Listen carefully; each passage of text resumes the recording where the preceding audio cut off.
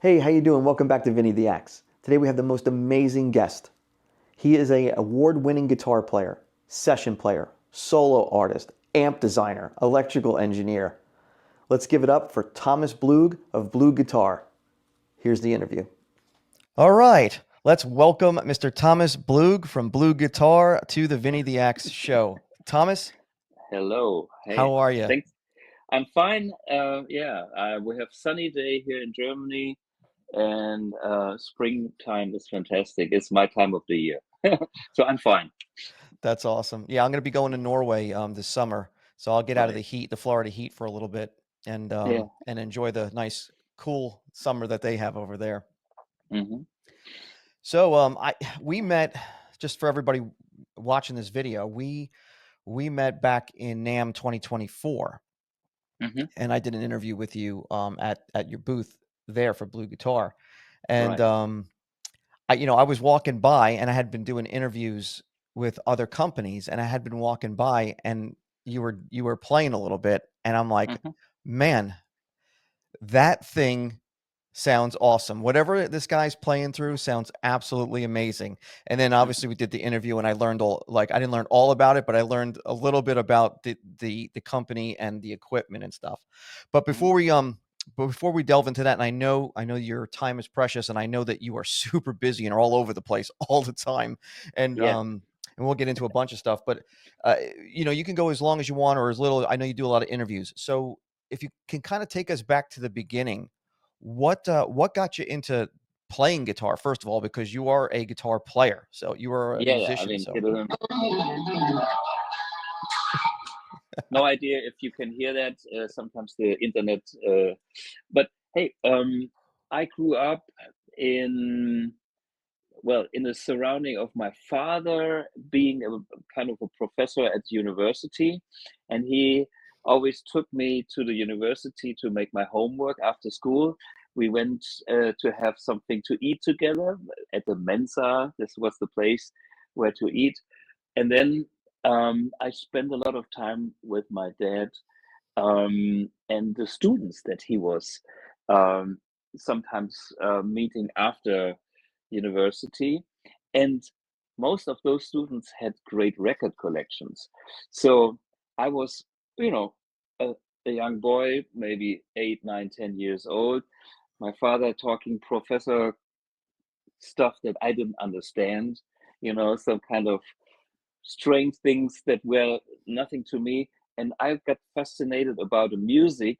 And so I was exposed to a few killer record collections, which I found out only later. But, I was curious, and I put on Rolling Stones, I put on BB King, I put on stuff that, of course, was not my age because I was a teenager.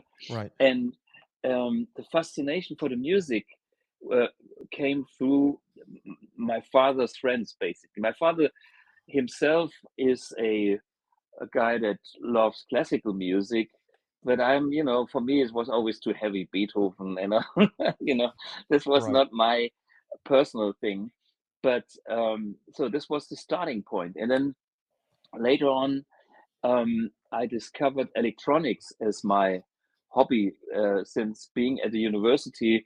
Having finished my homework, what are you doing? You walk around the university, and there are a different age group, and nobody is actually taking really interesting uh, taking care with really interesting things.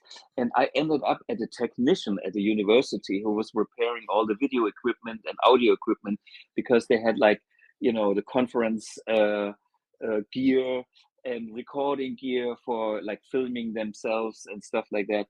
And so electronic became my real first hobby. So there was listening to music, then there was electronics, and then being bored, I started to build my own hi-fi amp, so I could listen to my own music with my own homemade amp. The first nice project, and then I built my first hi-fi speaker. I copied Bose 901, I think it was the model, Yeah. and things like that.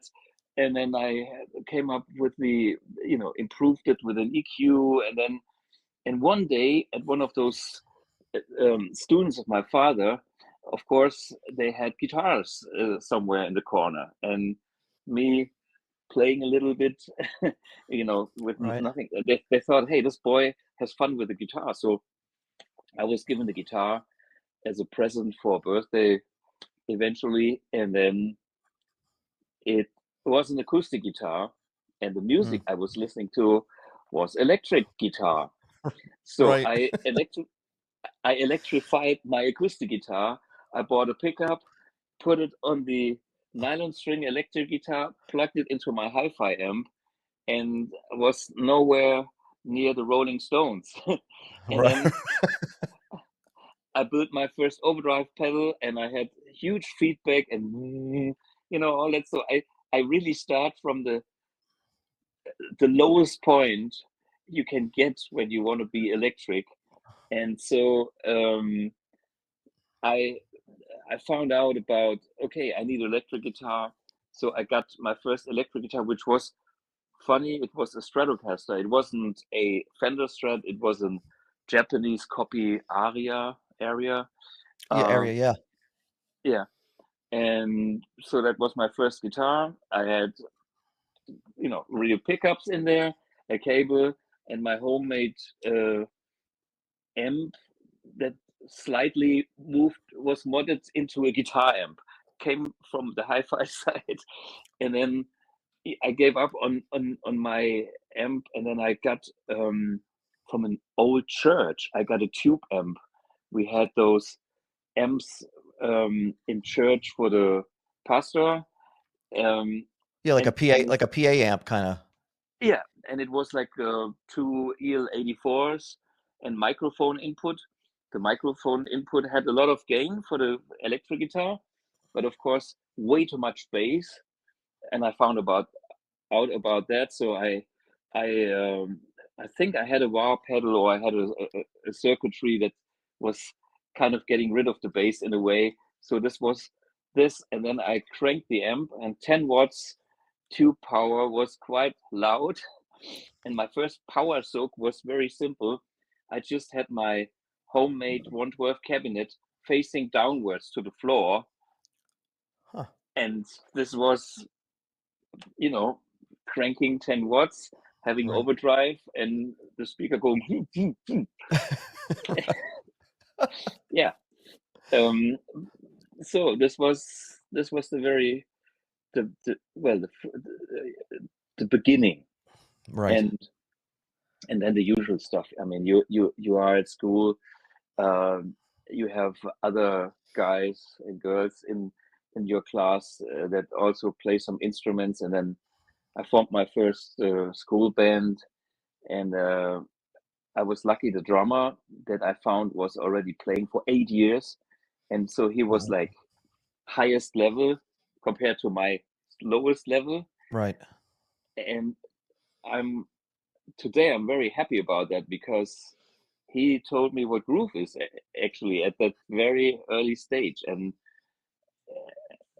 yeah, and then of course we took it from there. We had this kind of school band, and then I had another one, and then a cover band, and I ended up being a session guy because one of my father's friends knew somebody, and this guy used to be a producer, and I made myself a name being a good guitar player at age 15, Wow. because I had too much time to kill practicing at home, and it was simply fun. That's Guitar awesome. playing was, yeah, It's amazing, especially back in the day before the internet and all that yeah, stuff that we have now. Because for those who are watching that grew up with the internet, it was a little bit different before that. Even before yeah, cell phones, life was different. And when you have those, when you meet people that are older than you and have a little bit more experience, that was the only way you really could learn. Like the only way, unless your family had money and they could afford guitar lessons or whatever, mm, uh, the only way you could learn to play guitar was to learn stuff from other people that were playing, and hopefully yeah, those people were better than you, so you can actually glean something off that. yeah, And other than that, I mean, I started with an acoustic and I quit after 2 months because I could not stand how big the body, it just drove me nuts. And then yeah, And then I just was like, the hell with this. I'm going to buy my own electric guitar. And then I eventually did it. I started later at 14, but I like you, I had older friends, and I got turned on to a lot of music that wasn't my age at my age time. Like I was listening to Jethro Tull, Thick as a Brick. That's yeah, the class. Yeah, the class. I mean, Yeah. if I wouldn't have had older friends, I would have never been tuned on to that. I would have never been tuned into Alan Holsworth. I would have never been Michael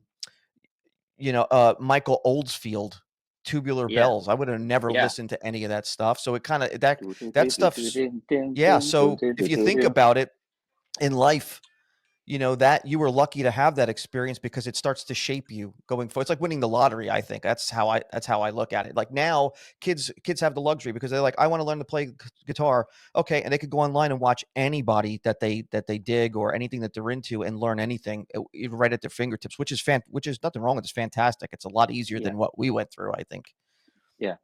But on the other hand, it's like if you were lucky, you were one of those few people that had, that special influence, and that was probably forming your own style. Today, I found it hard because we have thousands of sources available to us on the internet. We have thousands of lessons, thousands of styles, and I think back in the days when we both kind of started, the word was uh, a little less complex and a little, well, we had access to, let's say, hundreds instead of thousands. Right. So, and by having this kind of restriction and by learning by ear, I think that's also something. I didn't have a big time uh, teacher or so. I took a few lessons here and there, but nothing lasted really long for many reasons. Sometimes it was whatever the money, or sometimes the guy was too busy, or I had a jazz guy that I had a big conflict with when I asked him something, so we clashed. And Right. in the end, my ear was my input device, and my brain had to rewire the information that went through my ears. And today I'm happy that I have trained my ears at such a young age. And another thing that is also important is like I have the confidence that if there's something that I want to achieve or that I want to learn, I can simply do it myself. I mean, I know the younger guys today, they go on the internet, they use ChatGPT, and bam, there is your exam in 5 minutes, Right. you know? But um, I think every time and every era has certain aspects that lead to other output. I'm not judging on this is it used to be so good back in the past and it's now not good. No, no, no. It's just It's just different. different. Yeah. Yeah. And it's up to us to take good decisions. I think the older we're getting, the more we can look back. Life is about decisions. And when you take a decision to go this way, I have friends from my school days that are so kind of jealous of what I'm doing because I do the same thing today like I have done in my teens, and Right. nothing could distract me. For me, it was not even.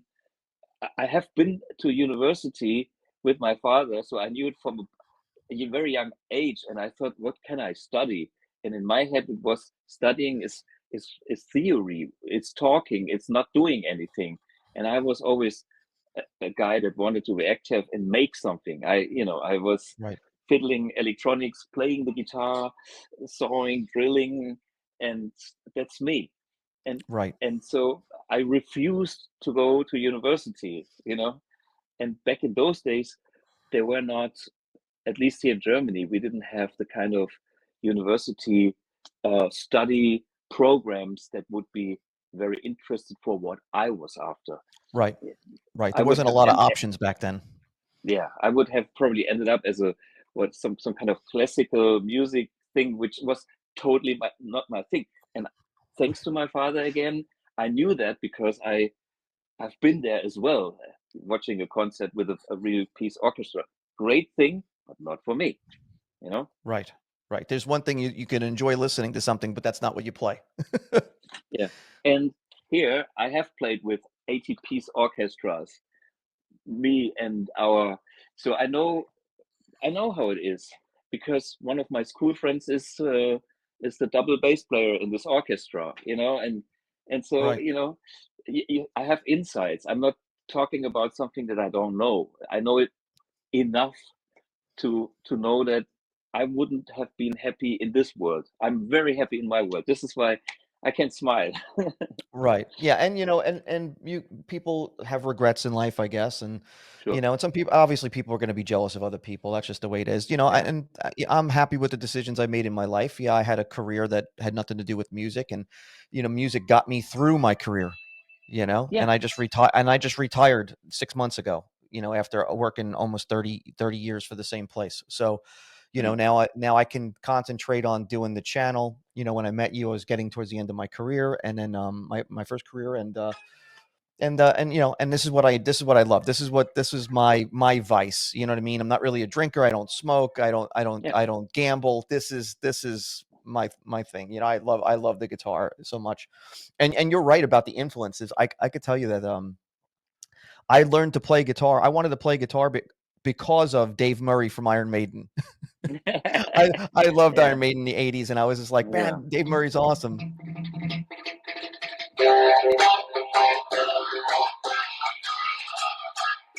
Yeah. Whatever. You Yeah, know. I learned by ear, and I learned how to play to those Yeah. albums. And then my second biggest influence, which was kind of a changeover for me, was Andy LaRocque from King Diamond. I know a lot of people don't know King Diamond, but Mm. I love the classical influence on that band. You could tell the Mm. difference between the guys coming out of Europe and heavy metal back in the 80s versus the American guys. There was a difference in composition, and I think it has a lot to do with, and correct me if I'm wrong, but when I read a lot of articles on people, there's a lot of like music conservatories over in Europe, In and Europe. Yeah. everybody's classically trained, or at least has a lot of foundation in that, and you could hear it in the compositions that they do. We are exposed to classical music by nature, especially back in those days, um, because my teachers at school, music teachers, um, they have all been classically trained, and so when I was at school, they started the history of like Gregorian chants, and then we went to like polyphonic stuff, and then of course they are so proud to end up with a big orchestra thing, and then Right. you are exposed to Bach and other classical, and I have to admit, it's really great music. It's I mean, genius. it's genius. I mean, there is something about it touching me even today, thinking of it. You know, it's like fuck. You know, the I don't know what's the English word for B minor um, messe. Messe is when you go to church by Bach. Outstanding. Hmm. It's like bomb, and this is something that we kind of get at school as a standard program, and then of course you always have other sources in the family or somewhere where you can get access to that classical music if you are interested in that. And okay, that's probably our background. If I look at some American histories, what we don't have is the blue sky around the corner. I mean, you know, that's why the Right. Europeans, uh, you know, love that because we always love the stuff that we don't have. The grass is always greener on the other side, and so Right. for me, I can play melodic easily um, because it's like uh, yeah, by nature. I don't even have to think about being melodic, and just for example, a typical blues guy wouldn't have that kind of note choice and phrasing choice, and vice versa. that's Right. that's Right. you know, so there's a lot of excitement on the other side, which I found beautiful to experience that in my life. And this was also what I was fascinated at a young age, listening to the blues album collection of my father's friends. Right. Yeah, and you know, parents and their collections. Like I listen to stuff that you know, were you know, my dad was very into, not a musician, but very into hi-fi. So he had Yeah, huge speakers and rack-mounted equipment, stereos. And I remember him blowing up a set of speakers to the 1812 Overture, you know, and had to go buy. He was very annoyed and had to go buy a new set of speakers, which were very expensive. But yeah, I remember, you know, him listening to Paul Simon and yeah, a whole bunch of other, you know, Graceland album, yeah, all these different things, you know, ABBA, you know, everything. And I yeah. remember he bought a Quiet Riot um cassette, and he didn't know Okay. what it was. He just bought it.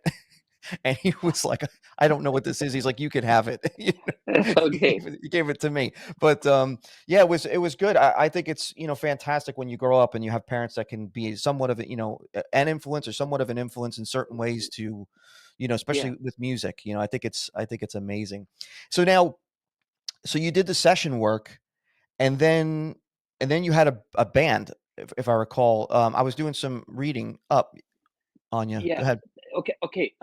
So in my at school, I promised to my dad I finished school, so I would be able to visit a university anytime in my life. So this was my promise, but I had already three bands Oh at man. the very end of my school days, um, and uh, in one of the bands there was a guy that was working at a publisher and a producer, um, as a spare job, or you know, as an extra job, whatever.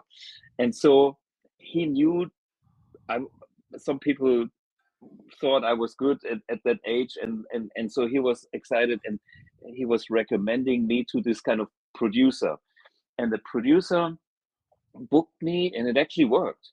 It wasn't the, very demanding music, but since I could deliver a good sound. In those days, I already had a Mesa Boogie MK2B, because once I was fed up with all my homemade equipment and modded Siemens church amp, I decided I needed to have the best amp in the world. You know how you get excited at this age, and somebody told me it's Mesa Boogie. I have never heard of Mesa Boogie. I knew of Marshall, but Mesa Right. was like back in the, this must have been early 80s or something. In Germany, there were probably five Mesa Boogies in the whole country, and to get Right. one of those was even harder. But I managed to get a Mesa Boogie, so I had that amp, and I also had a Fender. What was it? A Princeton, and probably my first Marshall. And so I had some serious equipment, and I bought this 61 Strat at the age of 17. So this was maybe not on my very first session gig, but you know, I finished school at 18. So you know, I was very dedicated, and Right. having the bands. Um, you know, I got a letter from school saying, um, um, your exams are in danger. You have to get better results here.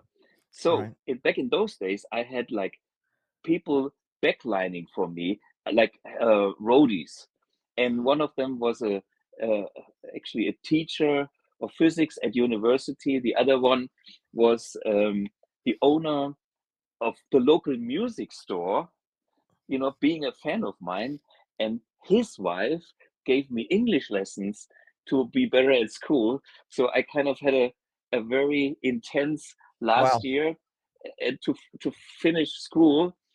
Um, but somehow I made everything. I finished school. I got through the exams. I think my English teacher was more relieved than myself. You know, it's like I'm glad he made it. And then uh, here in Germany at that time, I could decide if I go to military or if I do social work. The social work program I thought was cool because then I would be local and still free. So Right. it was longer. It was 20 months. And so I was doing that social work, taking care of elderly people, and did a lot of other things that also were kind of important for life, how to deal with other people and with Right. people that I'm not regretting anything. And at this time, I met a keyboard player that is actually on this album, for instance, with the classical orchestra. So, you bump into other people, and I had the bands, and I got more and more bookings, and then I did extra shifts at the social work to be a bit more flexible, so I could ask, hey, on the weekend, can you give me free time that in the afternoon Saturday, so I can drive somewhere for a gig, or I was wheeling and dealing with my time and Right. anything. So, and this is how things for this 20-month period were evolving into a direction of um, making the music and making some money with the music already. And then after that period, I was at the, I thought, I make money with music already. So why should I stop? And of course, you are young, you have the dreams. And I started to produce record own songs and contact record companies. And then, we even had like a company giving us extra money for an extra demo. So we recorded more songs. In the end, we didn't get the big record deal, but we had some funds to record more stuff, and Right. um, yeah, and And a so the learning whole and learning lessons too, because I've obviously, yeah, when you start recording, you learn what not to do, what to do, yeah, as you move. It's all experience, really, right? yeah, and that's I think uh, so important. Playing in the studio is a totally different thing than playing live, and then being the hired gun in the studio means like uh, at the beginning, you are not hired to be Thomas Blug, the well-known guitar player. You are Mr. Nobody, and you better play in tune, in time, and are easy Right. to work with. And you simply have to deliver and be on the track, the exciting part, not overplay, not underplay, you know, and Right. then of course I learned a lot from that period, because you sitting close to the engineer, maybe a producer, but mainly the engineer tells you more things like, hey, let's do it again, or hey, that sound needs a little bit more, whatever, oomph or bite.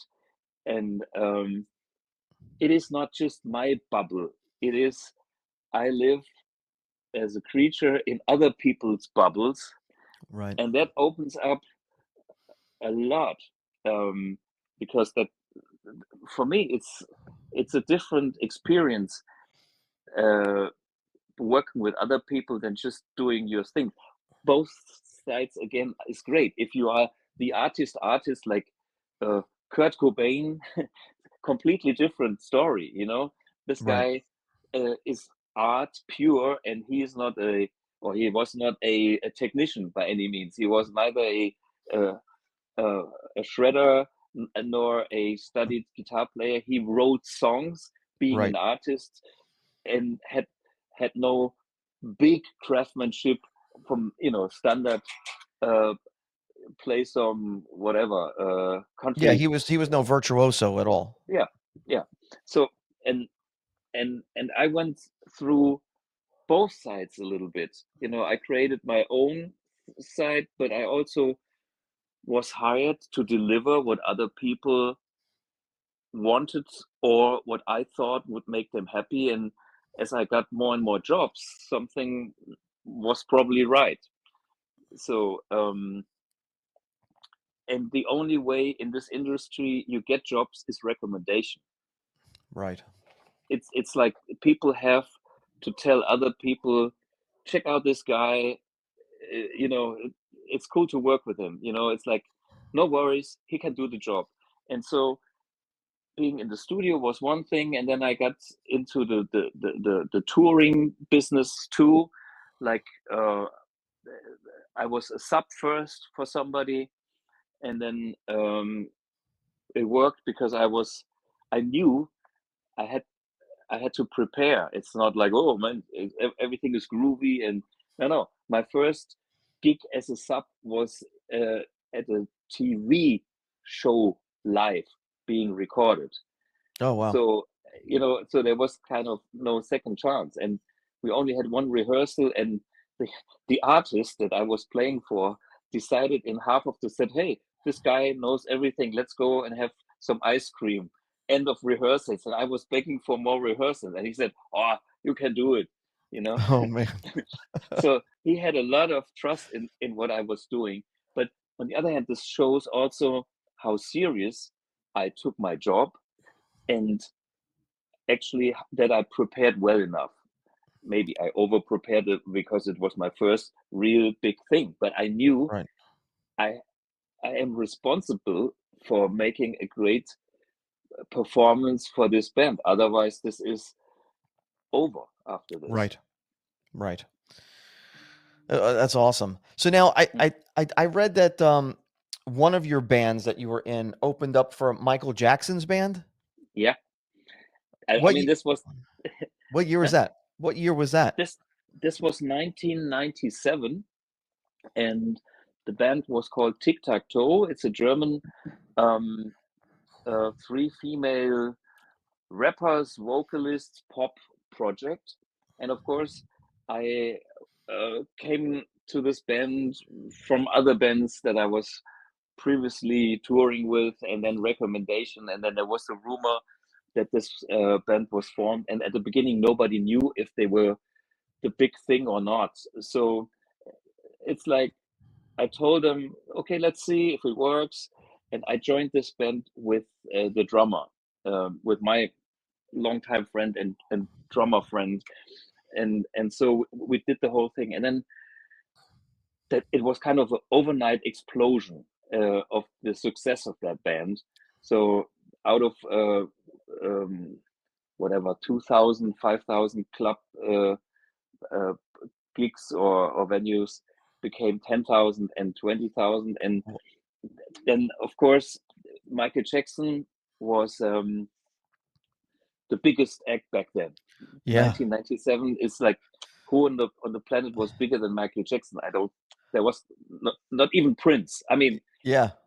Yeah. No. highest regards of Prince, but Michael Jackson was it, man. Yeah. Yep.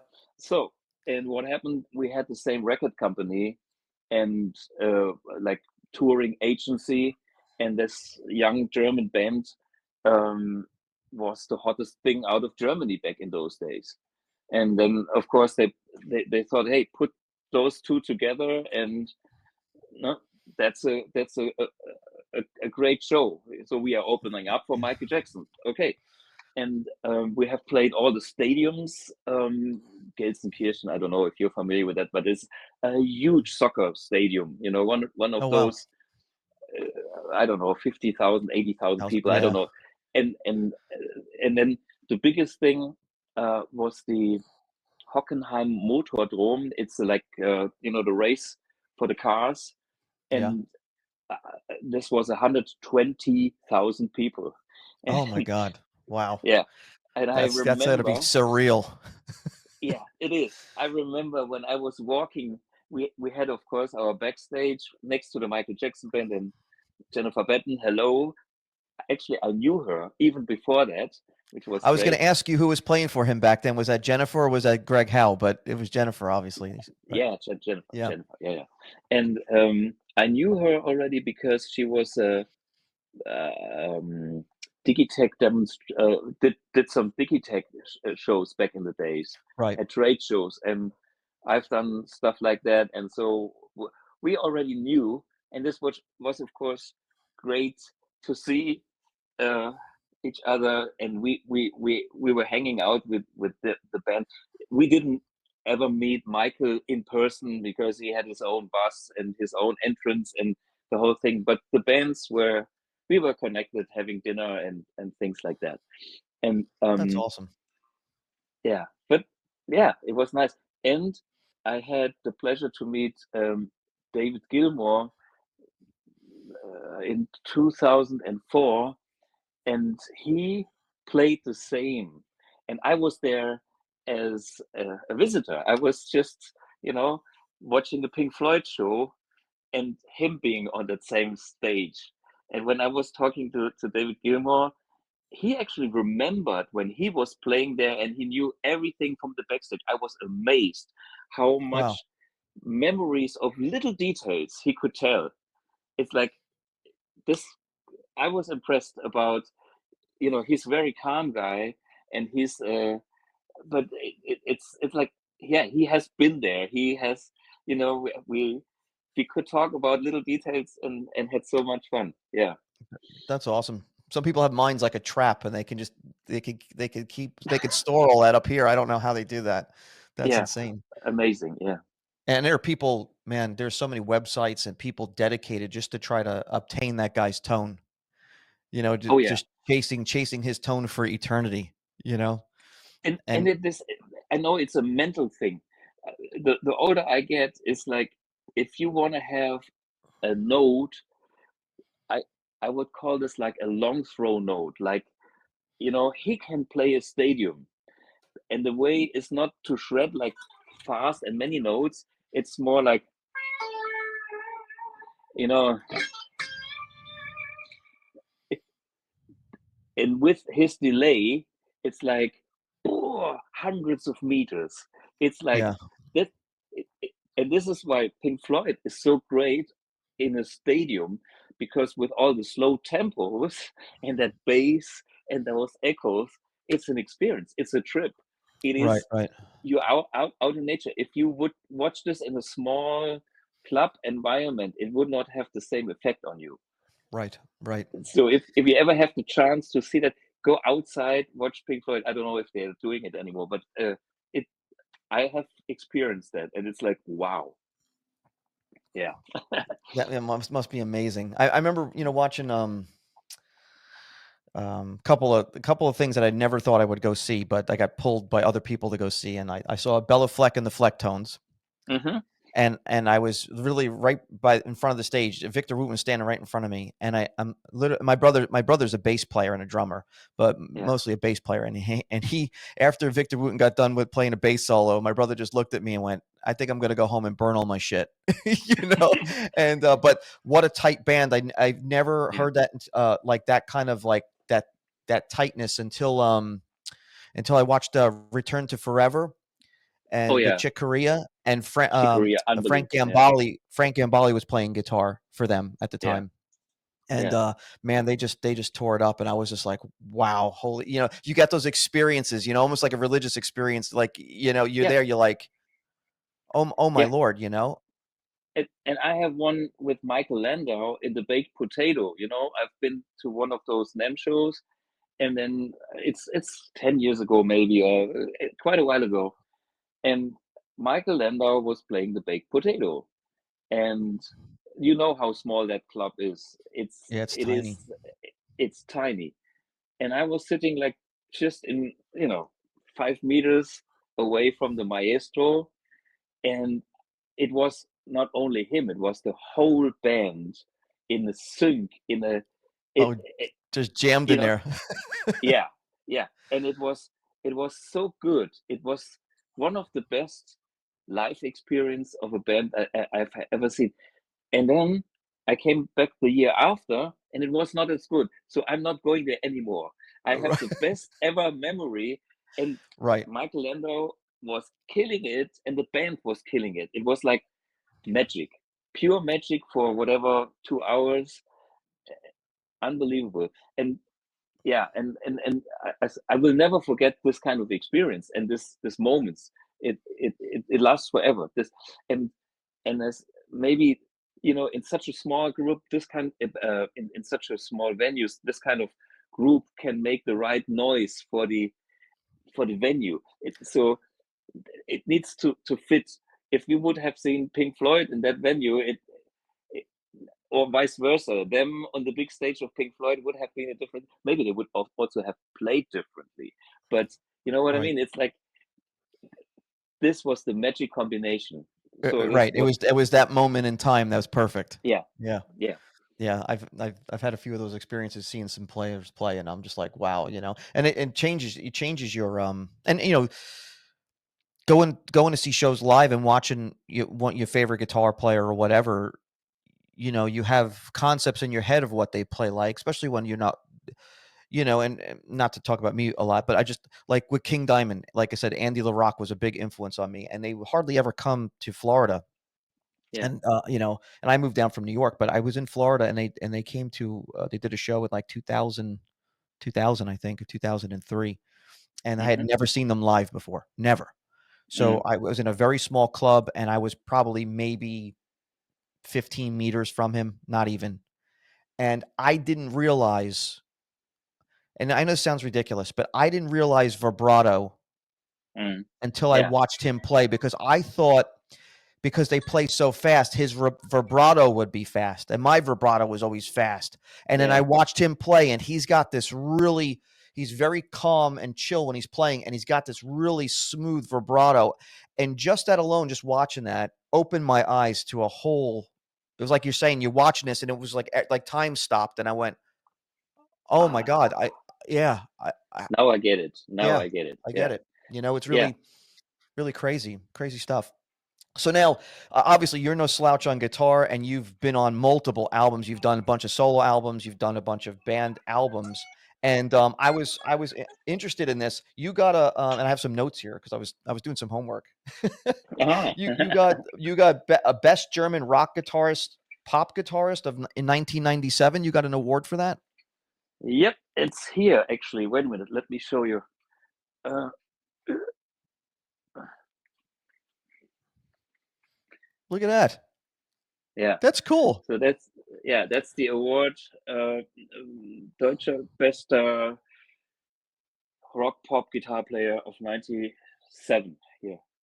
So, That's and the awesome. other one, and the other award is here, which is the Fender Strat King of Europe by Fender. That's awesome. Yeah, Look at that. That's cool. yeah, That's awesome stuff. Yeah, hopefully, and people that are going to watch this video haven't checked you out and you're playing, because, yeah, I knew you as the guy from, no offense, but I knew you as the guy from BluGuitar. You know what I mean? yeah, It wasn't until later, and I happened to be on your website and going through, and I'm going to post, for people going to watch this video, I'm going to post links to your website and Amp1 and all that stuff, and we'll get into that in a yeah, sec. But I realized you had your albums for sale were on there, and I'm like, oh man, wow. And I started listening to your greatest hits album, is really good, and the Hendrix one is yeah. fantastic. Thank you.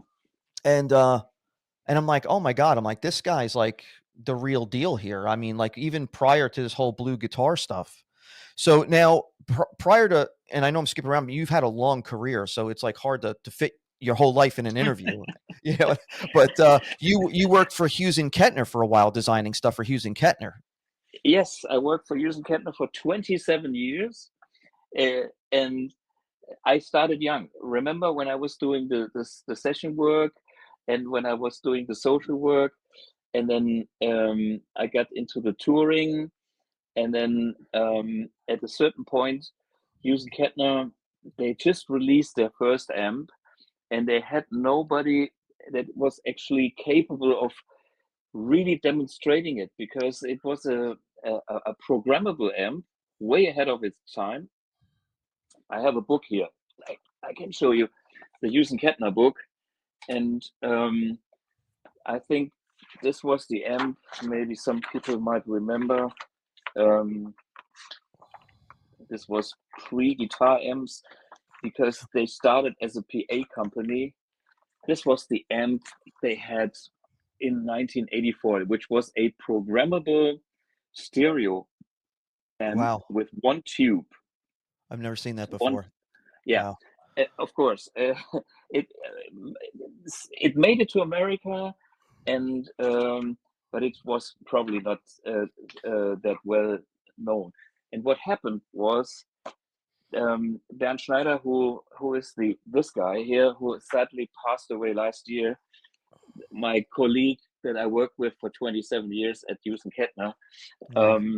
he designed that, and they were looking for a demonstrator because the only guy they knew was a guy that played mainly acoustic guitar and did some electric. Right. And I remember I played with my band in a discotheque, very strange thing. And Bernd Schneider, as a hobby, he was also doing sound engineer for the local bands, you know. So Oh, that's cool. after hours he went out and did this, and then he talked me into, I have done this amp, and of course me also having done amps before myself, you know, and the stuff. He tried to get me excited, so I showed up and I did agree that the concept is exciting, and I had they hired me to do actually my first job in the US. Hughes and Kettner hired me to fly to the US, and this was back in the days when NAMM, I think it was in Chicago. Was it in Chicago? It's so long ago, forget it.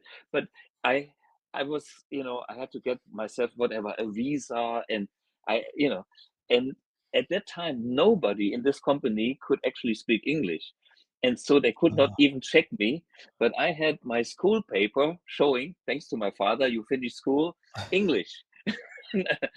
So they said, okay, we heard you play because Bernd told me he was at your gig and I was in the other band or whatever. He was the sound guy of the place.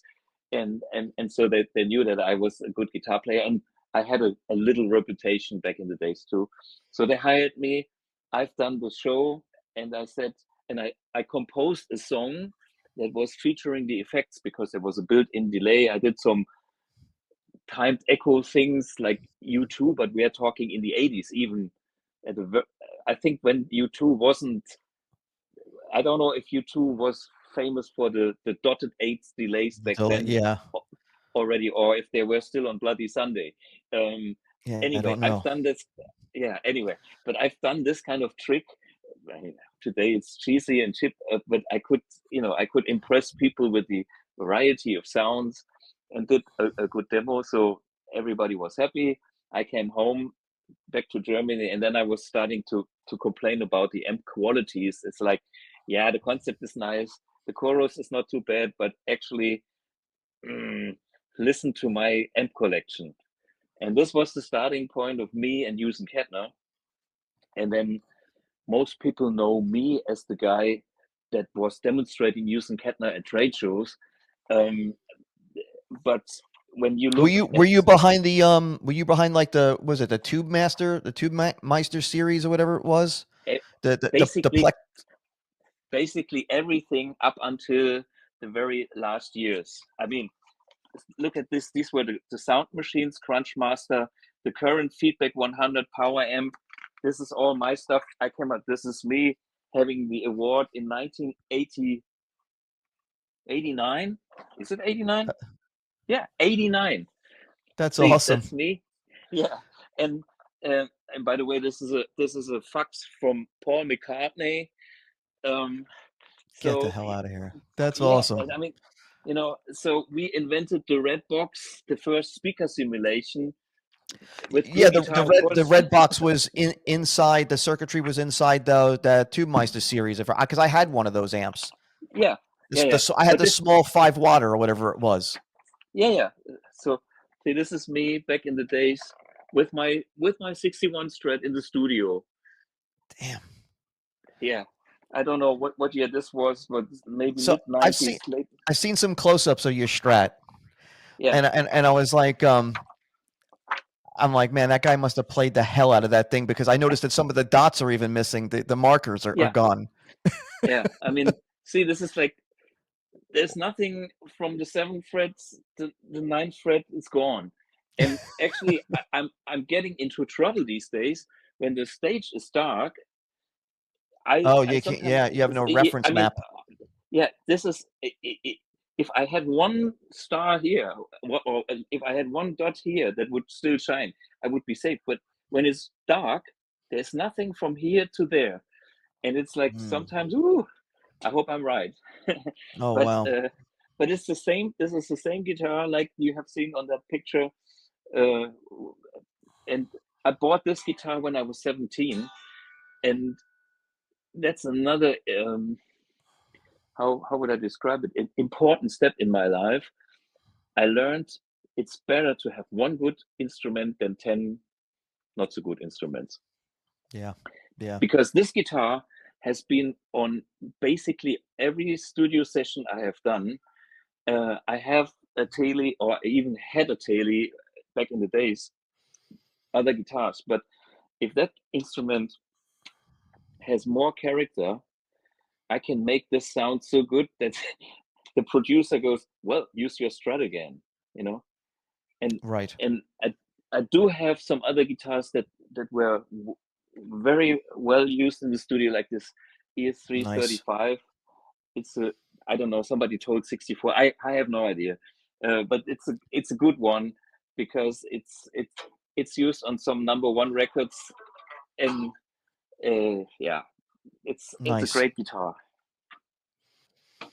Yeah, I wish I had like a guitar that has stayed with me for 30 plus years. I've never been one. I can never get a sentimental attachment to anything. I've had over 400 guitars, just, Ooh, trading well, up, buying, selling. I've had more Strats than I could. I want to, if I even think about it, I want to throw up. It's been disgusting, but I think mine's been just the chase. I get them, fix them up, clean them up, sell them, get another one. You know what I mean? And but I'm starting to slow down a little bit now, I think. And I've realized, I was telling my buddy this the other day, I was like, I don't think I'm a telly guy. I have like, some custom shop tellies and stuff like that. And I just don't play them. They're beautiful. I like looking at them, but I don't play them. I yeah, think I like the bolt on Strat guitars more than, than I like anything else. Honestly, I don't know. I don't know what it is, but yeah. uh, Go ahead. the only thing I personally think is less. I mean, going back to my less is more uh, belief is that if I spend more time with fewer instruments, I can have a better bond with the instrument. I can connect it. I know it better. Yeah, you have I otherwise you have decision paralysis. I yeah. totally understand, because this is gonna, I- there's so much history here to go through with you. But this is a good segue to talk about less is more, or um uh how do you say, like, more concentrating on making music and playing than equipment. Yeah. So um I want to talk about Amp1, and we could talk about the history of it if you want, and start there. But I just wanted to kind of let the audience know. So after I did the interview with you in 2024 NAM, Yeah. I had that sound that I heard that you were playing for me, and like the feedback you get, and I was saying, the tube sag and all that. That was the sound that I hear in my head that I Hmm. cannot get out of anything else. Like, I really have tried.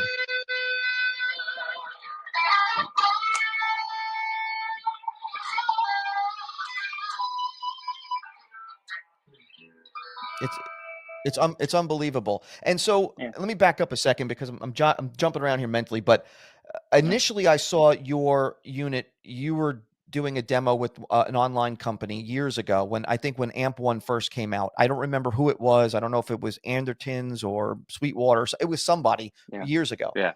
And I happened to see it. I glanced across it. I looked at the unit, the Amp1, and then I went, oh, it's a multi effects pedal. I'm not Sure. interested. And I shut it off. And I wasn't, and I just discarded it because of the look of it, right?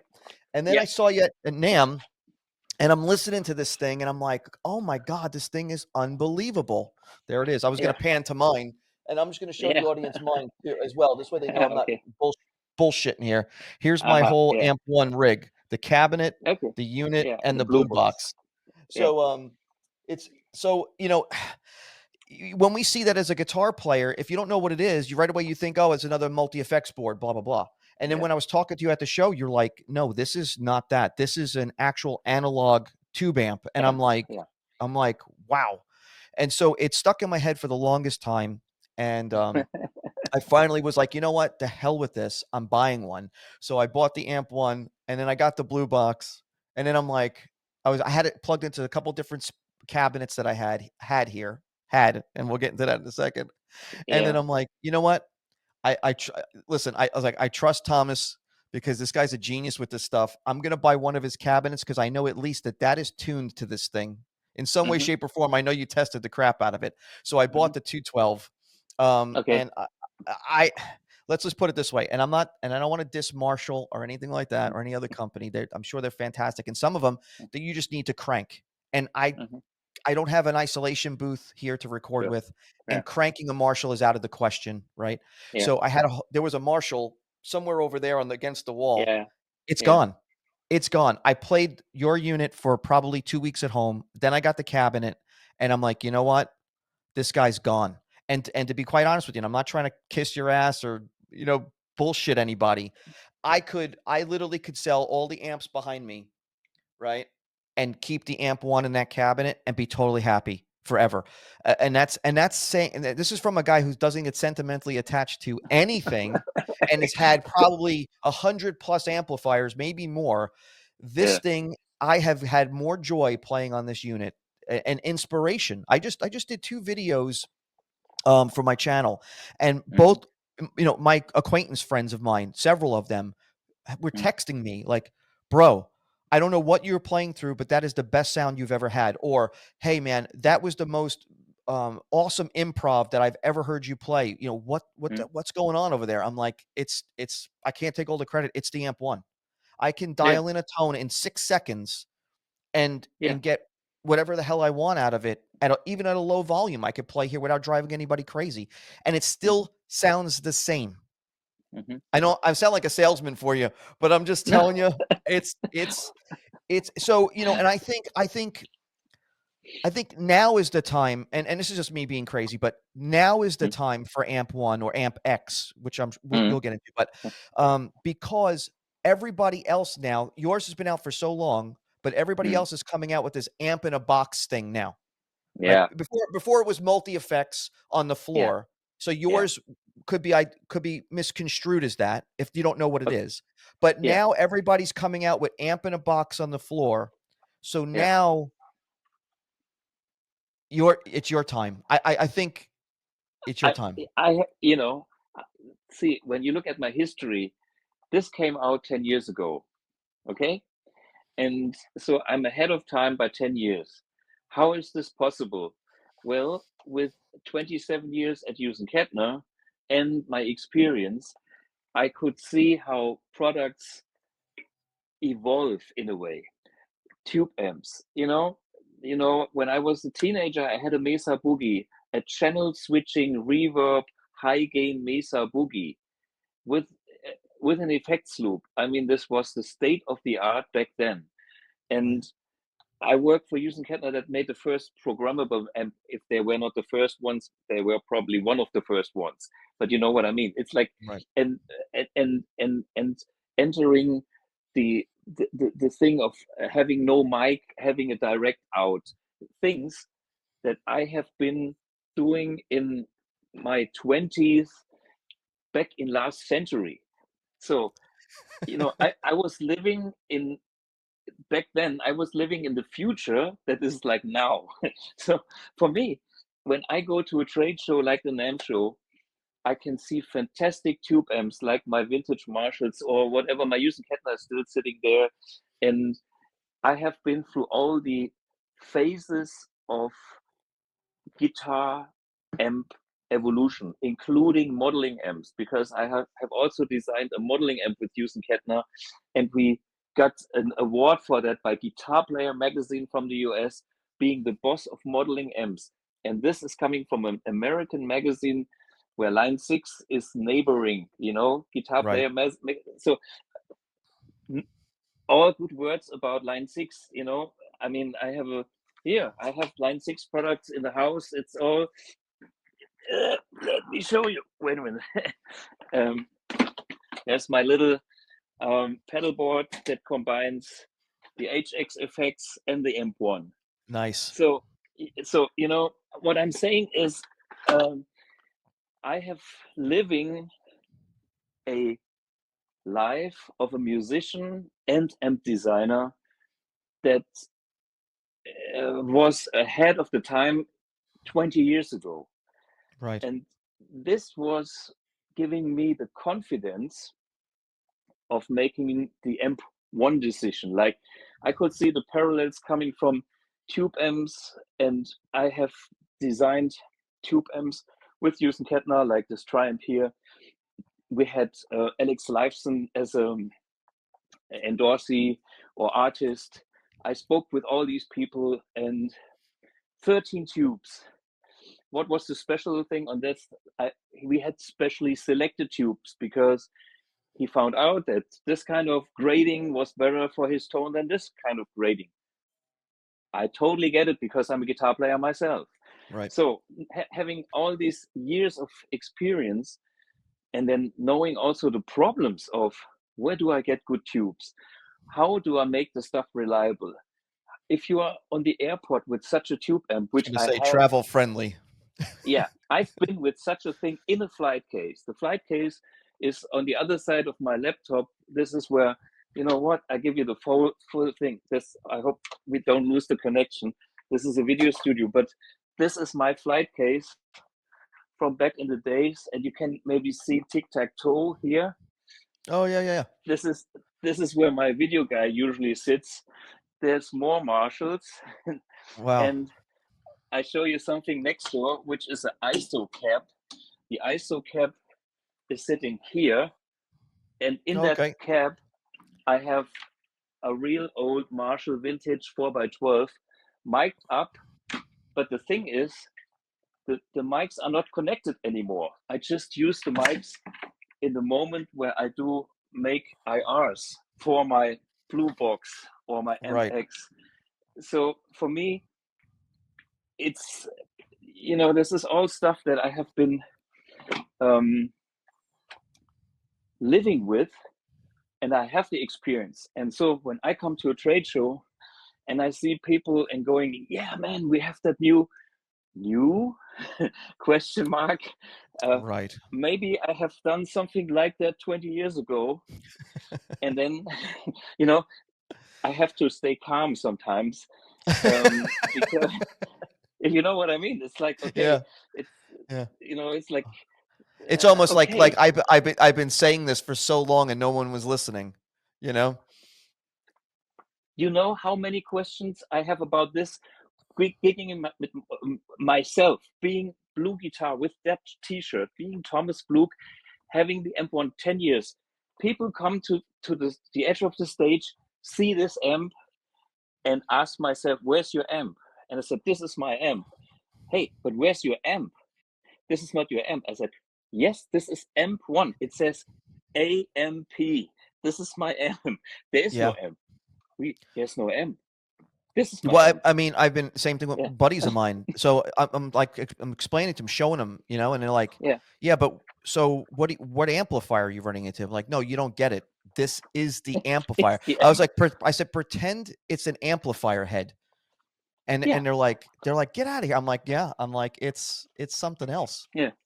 See, you asked about Hughes and Kettner. I was in their showroom, maybe the biggest guy ever, and this was by the time when we had, you know, also the tube meisters and those. But my point here is, now other companies come out with pedal format amplifiers like mine. And still, there's one thing: everybody should buy whatever clicks with you. Right. But this thing is universal power, and which means any power outlet on this planet, US, Europe, anywhere, will give you exactly the same sound. And we are talking a full 100 watt on 16 ohm cabinets. So this was my reference point. I do have so much power if I needed to. But as you said earlier, it sounds cool and rich and full, even at bedroom volume. I have a question for you. It's been boggling my mind. The recess underneath the Amp1, did you design that to clear an amplifier handle, a cabinet handle? Sure. Yeah, That's awesome. I put it on top of one of my cabinets. I got like a 112 cabinet with the yeah, had a greenback in yeah, it, and I'm yeah. like, I wonder if this will sit on here. And then I went, oh wait a minute. I'm like, It I'll be a does, son of a bitch. I said, I wonder if he designed that to fit over a handle. of That's course. awesome. Yeah, That's yeah. awesome. And I mean, this is because this form.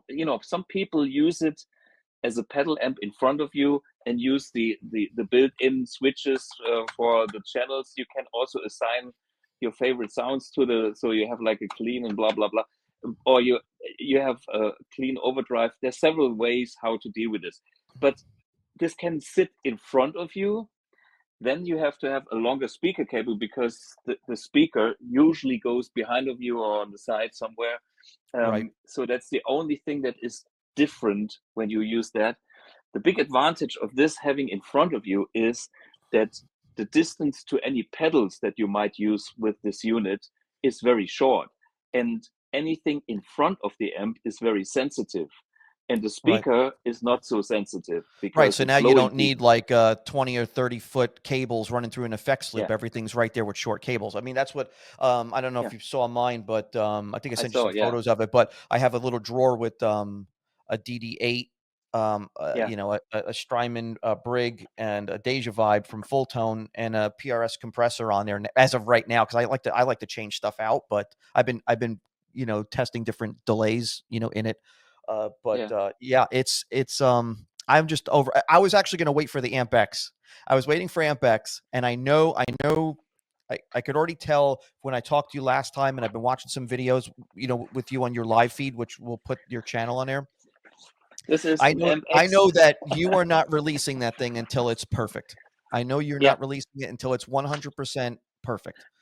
this So is an I figured MX. I'll wait. I said I'll wait. I'm going to get the Amp1. I'm not waiting. I'm getting the Amp1, and then when that X comes out, then I'll just get one of those too.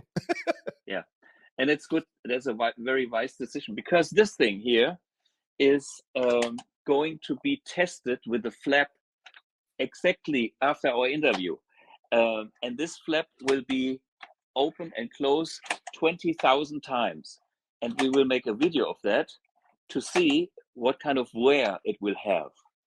And, the worst thing that might happen if we design something new, which is also first time ever, you have a flap on a guitar amp that is 40 centimeters. It's not the ashtray of your car, which is like this small.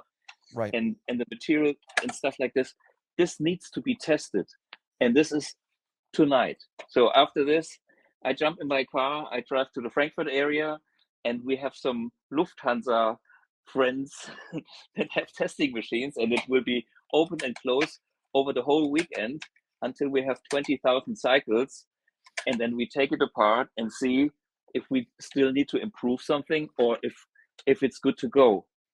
Yeah, Because that's smart. That's smart. I'm fully aware, being a musician myself on stage, that when you go on stage, you have to trust and rely on your gear. And it's like we do have eventually some issues with an amp, but compared to standard amps, our failure rate is only 10%. And I'm not saying this because we could reduce it, because this kind of technology is less sensitive. Just take a tube amp. I mean, I love tube amps, but they have sockets, there is corrosion. I mean, you live in Florida, this is a different climate Humidity, from, this heat. yeah, Yeah. yeah, heat, humidity. You come to a climatized room, and then blah, the whole thing looks different. And so that's one world. For me, it's like, this is the tube is directly soldered to the PCB. There is no extra socket, there is no extra contact. It's hard soldered, Yeah. done.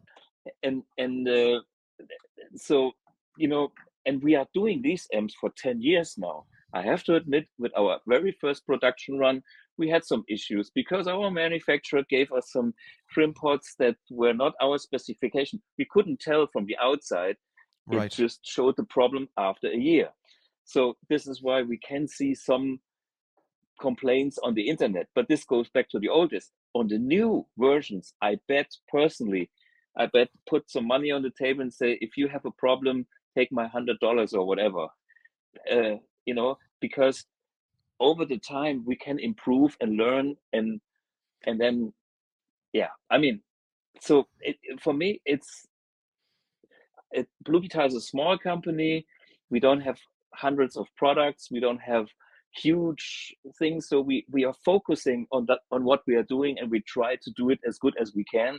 Nobody is perfect, but at least I put all my energy and my team's energy behind these products. And for my personal pleasure, because I'm happy to play an AmpX or an Amp1, and then when it's good enough for me, for the rest of the world. And this is how I can finance my hobby. Right.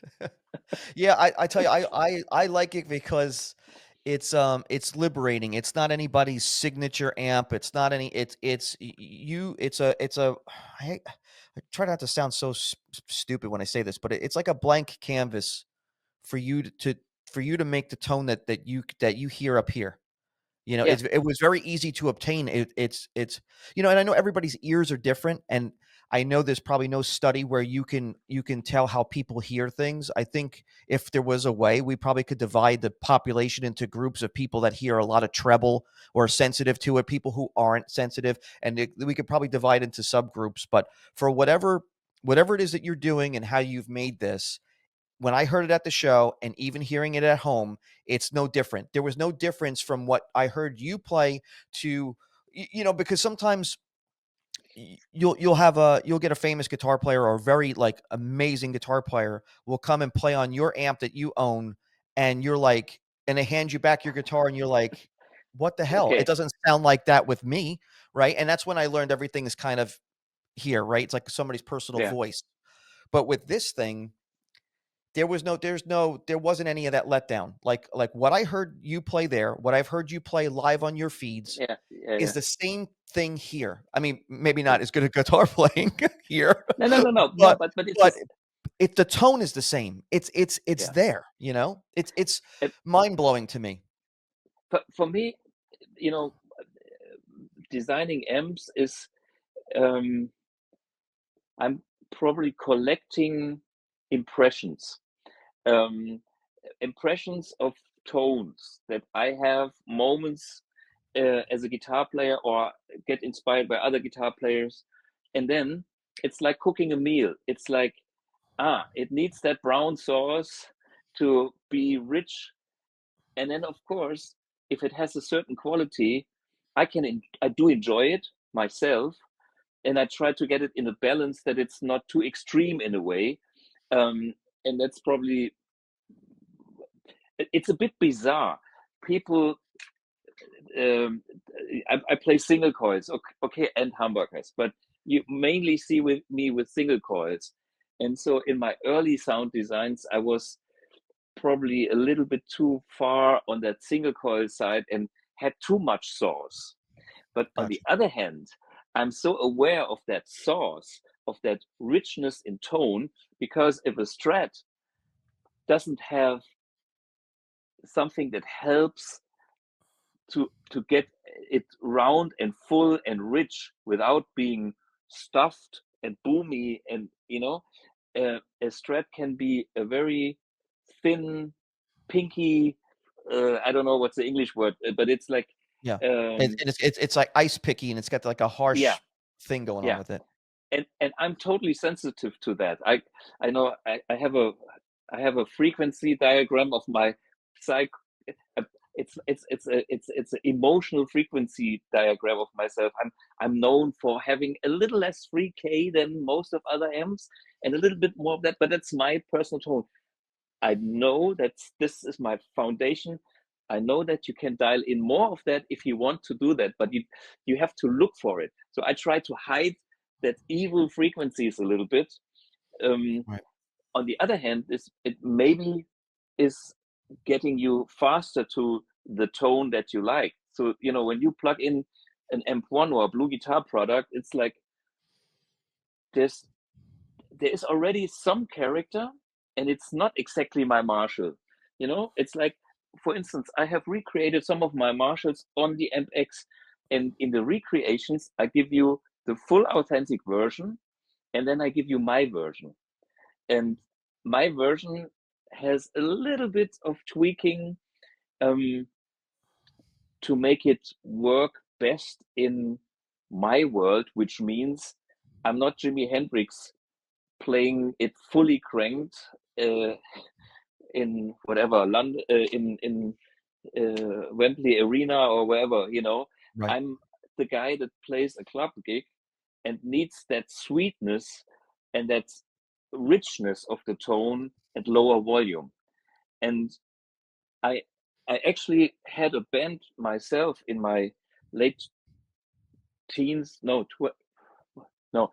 20s, a 3-piece band with exactly this 4x12 cabinet I'm sitting in front of, this one, Nice. straight, and the 50-watt plexi, no power soak, just to learn to play like Jimmy.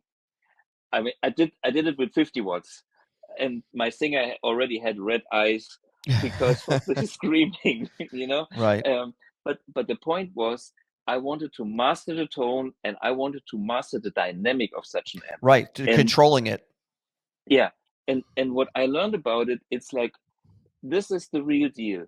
I have to be able to get to that dynamic and that world, but now in a more in an environment of a pub gig. So I'm not allowed to have such a noise level, and I don't want to tame the amp to an extent where I can't do things anymore, because I've been there as well. I want to have that dynamic if wanted. And so what I try to do is, I try to collect all these, let's say, source ingredients that I learned from in all these different situations, from the studio, from the live, from the Jimi Hendrix, from Jeff Beck, from Ozzy Osbourne, or you know, some of his guitar players and things, and try to get this working from a festival stage to the smallest pub gig or to your living room, because this is where we actually live, and we spend 90% in the living room, and that's the guy that is still gigging like myself. Maybe other people don't even gig anymore.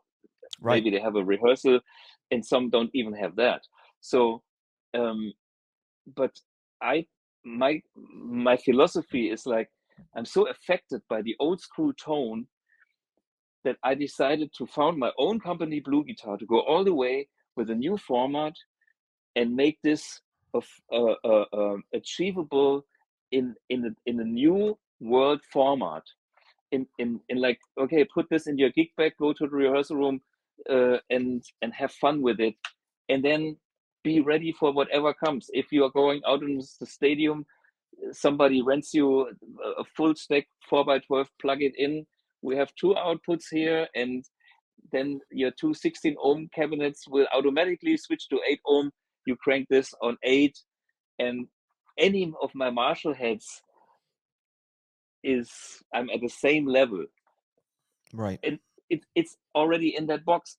The other thing is, my girlfriend sleeping 2 doors down, and then put it down there, and I still want to have that nice and rich tone. And yeah, and this is why I have all the pedals, because I learned from this pedal, from that pedal, from that pedal. It gives me that little ingredients for my sauce. I'm use the word sauce now for But yeah, something. totally understand. Totally get Yeah. it. It's really, it's actually fantastic. I'm having a blast with it, and like like you said, there's so many connection options that you can have with it. I just I you know, and here's what I like about it. And this is, I'm not anti-technology. I love tech. I was building computers in the early 90s where you really needed to know what you were doing, otherwise you'd blow out the motherboard or whatever. It's not this, there was no Yeah. plug and play anything back then. But as I'm getting Z80. older, yeah, as I'm getting older, I Mhm. don't I, I'm I'm not a plugin guy. I'm not a in menu guy. I just don't want to be bothered with that. And that's what I love about this. Even with the blue box, I was looking at IR stuff and I'm like, the blue box is great because you have a rotary dial with a bunch of options there, but not too many where you're messing all day and then you don't record nothing, right? Because Yeah. you're just playing around. And you got the ideal thing here, the mic position on another rotary dial. You pick something you like, And adjust that's your it. EQ and you're done. And it runs right into Yeah. the interface and right to the recording DAW and done. It's just done. You know, See, it's killer. for me, this is a philosophical question, because if you have hundreds of options, which we all do these days, I have a laptop we are using right now, and I do have plugins myself as well. But honestly, you know what I'm using is my Amp1 setup here next to me, and um, and all I'm doing is using my interface and record my albums here in the video studio. I have That's awesome. I have a big studio upstairs, and I'm not going there anymore because it's here. I do have the ISO cap. I'm not using it anymore. The other day, I was comparing the Stack 1970, which is sitting in that cabinet over there, mic'd up with the best mics of my collection that I used to do the IR versus the Blue Box. And I had it switched back and forth and thought, you know what? I prefer the Blue Box. I mean, now this sounds like, what what is this guy telling me about? The original must be better.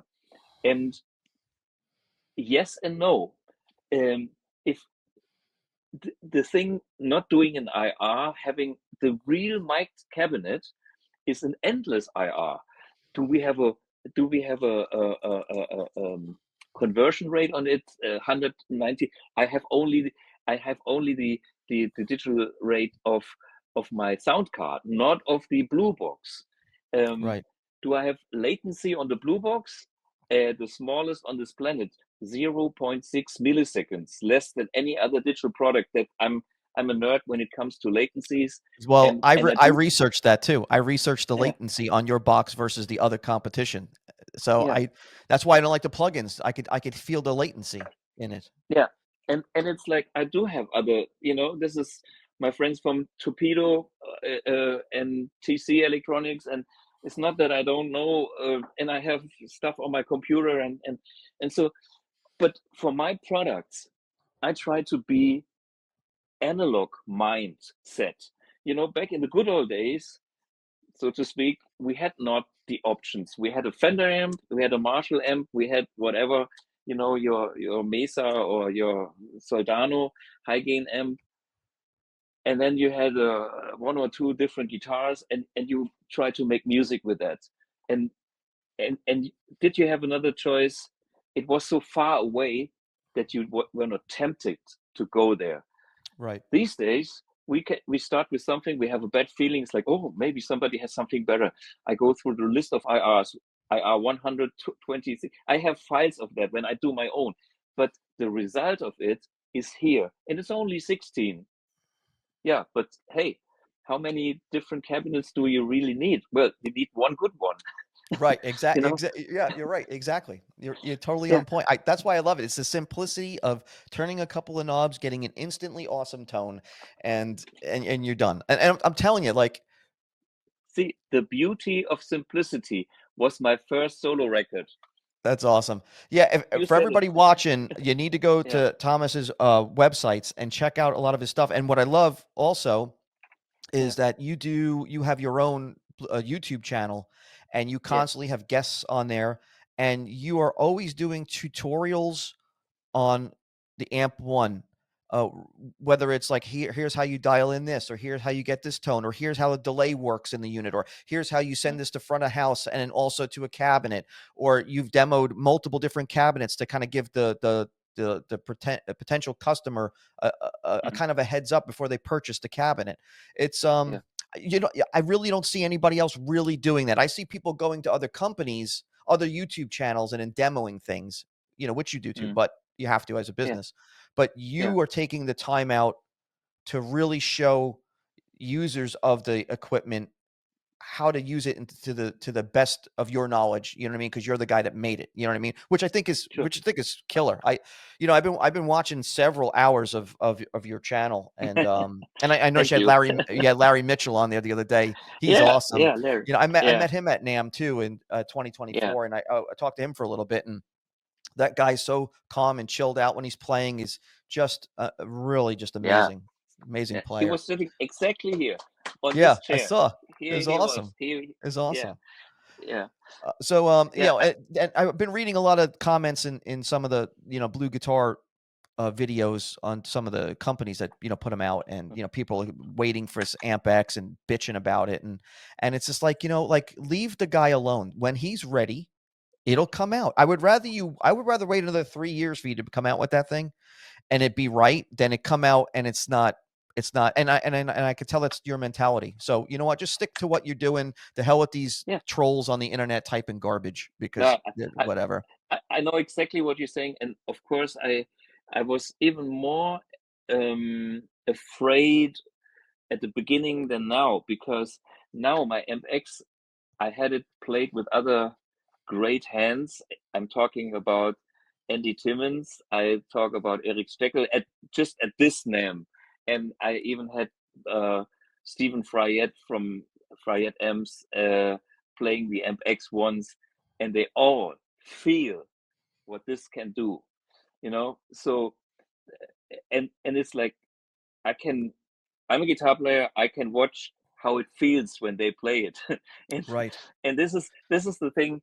This AmpX sounds and feels like a guitar player needs a guitar amp to be, and this maybe some people don't even feel the difference anymore when they grew up with modelers and things like that.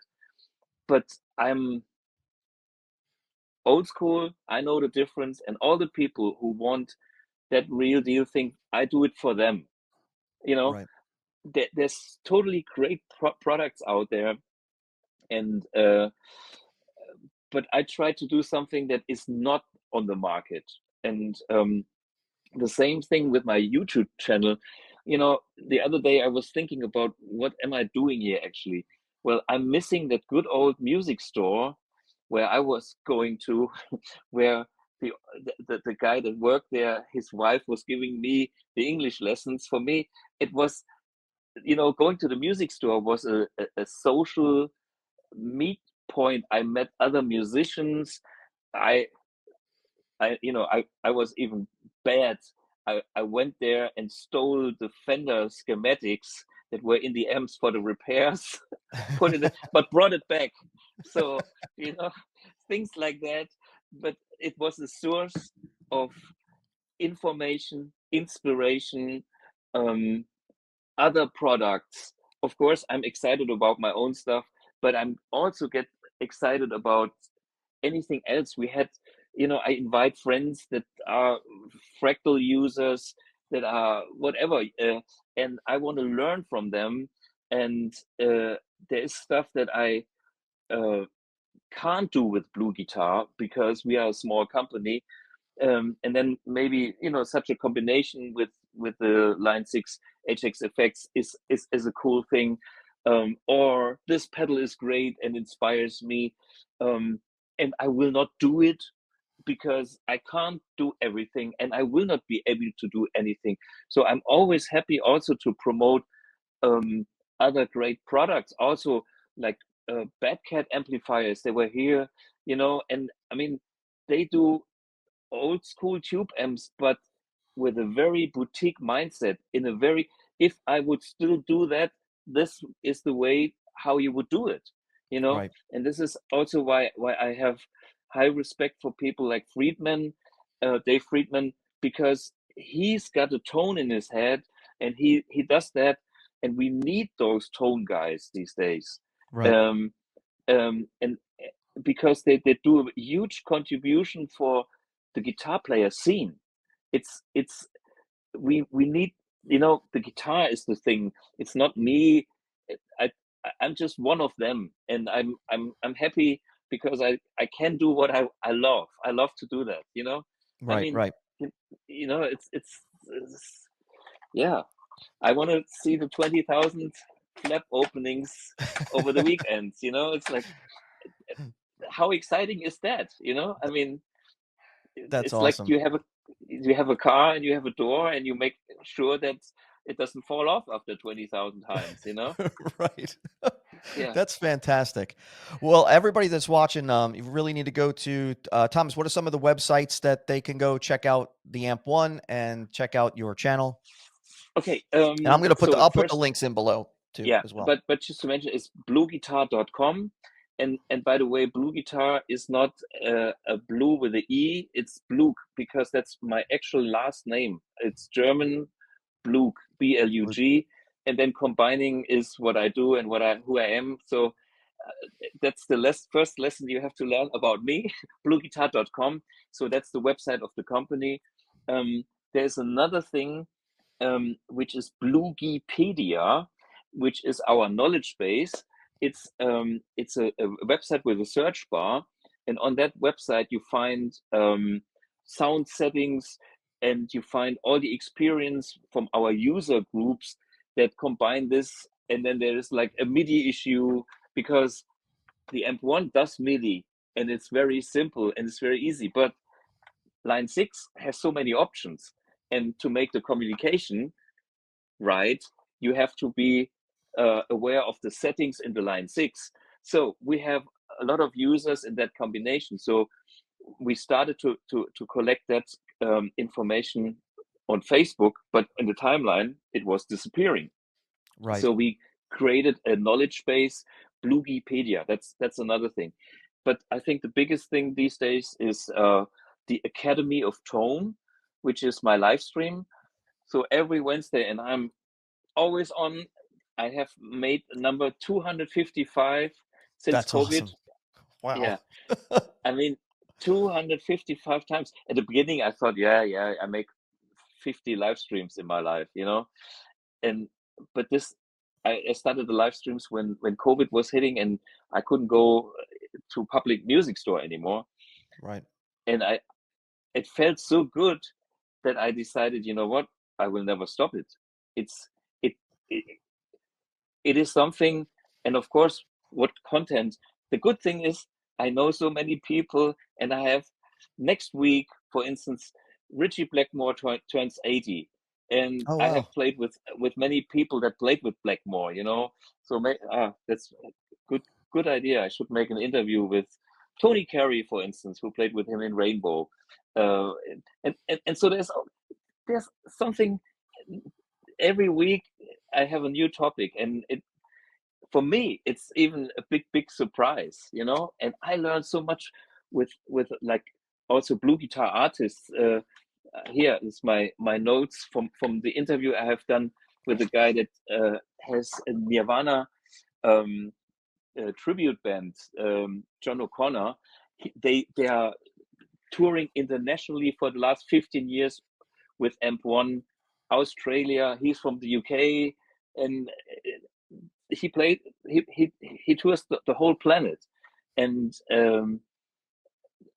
you know, this is I dive into Nirvana, which is, I'm not an expert on that, but talking to these people gives me more insights, and it's like, interesting. And I also do a little research on the whole thing, and say, oh my fuck, is this a bad life Kurt Cobain had, and it's miserable. But you can hear that now in the music, and it makes total sense. So I'm the channel gives me a lot of input, so and a lot of nice connection. Like, yeah, so that's so, yeah, weekly live stream every Wednesday. The Academy of Tone on YouTube. That's awesome. And I guess that's my main. Yeah, I've been watching it religiously, just getting some different ideas and watching what you're hooking up into the effects loop and stuff. And I wanted to say something else too about your Yeah. products. Is the literature that comes with the equipment is something that's been forgotten with everybody else. I mean, you're talking like the user manuals and the information is in like magazine quality literature. It's outstanding, and I miss that. And I know it costs money to do that, and everybody does everything online now. But I just Yeah. think, yeah, It's yeah, that's and it's fantastic. Full color, yeah, magazine yeah, quality stuff. And even I was surprised when I bought the cabinet. The cabinet came with the slip cover, and it's like velvet lined or something on the inside. I'm like, yeah, wow, and it's padded. I'm like, wow, I'm yeah, like, look at this. This is awesome. I see. I don't yeah, having so many things like you're saying, decision paralysis. I don't get excited about a lot of stuff yeah, anymore. And this yeah. has brought excitement back for me. So my hat's off to you. I really appreciate Thank it. you. But for me, this the reason for doing this properly is I knew when I came out with a box that lies on the floor that is supposed to be an amp, and nobody believes that it's an amp. You have to make them give them some information in the way that they actually want to read it, and Right. therefore I did my very very best to put this in a nice way that you would be interested to read it. I know how manuals are. Me, usually Yeah. manual, exactly. You know, uh, and Yeah, so funny. It's so true. But when I saw that, I'm like, oh, look at this, and I'm like, you and look can't. at this. I'm Yeah, like, wow. and about the cover of the cabinet is a very simple thing. You know, as you could see earlier, I do have flight cases, and there is a flight case just behind me here. See, um, Right. so but hey, flight cases is a thing of the past, at least in my life, because I'm not in Metallica or in one of those bands Right. anymore. Um, so if you have your private car and have a flight case, you hurt your car because it's so heavy, and you will end up with scratches on your trunk Hmm. somewhere. Yeah. So, and then I thought we do, or I do, the cabinet that is as light, as compact, but still as powerful as possible, and then have something that I would really use to protect it. And then even if you knock your car with that padded thing, your car will not get a scratch. Right. I'm Which is more yeah. concerned about my car than the cabinet, but it Yeah. works either way. Yeah. I get it. I'm the same way. Yeah, That's you awesome, know. Thomas. Usually, what I ask everybody that comes on, and I used to ask a couple of questions towards the end of the Yeah. interview, like what if you're on the desert island, what guitar would you bring, what amp? And I quickly learned that the answers This to is the that I already know yeah. the answer. Yeah. So Yep. it's that, Yeah. and So my and my and third question is the hardest.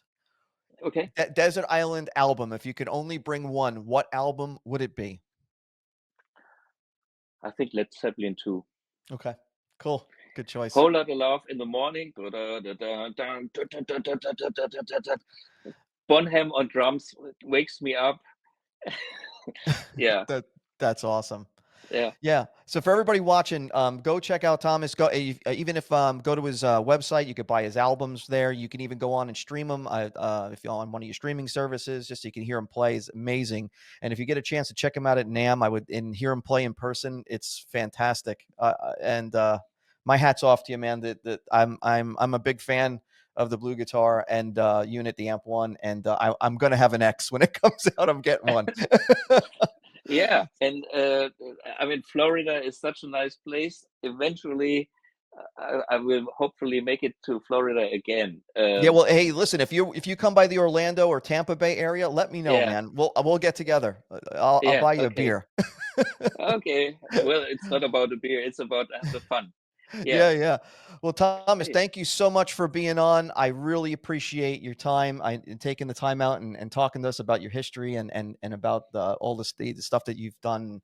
And I'm sure we could probably really to fit in 40 years of 40 plus years of experience. I'm sure we probably have to do an interview for like 10 hours, but I'm gonna leave you go for now. But I really appreciate you coming out, man. Thank you so much. yeah. It's been a pleasure. Big, big pleasure. Thanks for having me. Thanks. Thank you. Take it easy. Cheers. Yeah, cheers. Hey, thanks for tuning in to Vinny the Axe. If this is something that you like, give it a thumbs up. Also hit the subscribe button. It really does help out the channel. It'll also notify you of any future videos that come out, and it really does help out the channel, and I appreciate it. Take it easy.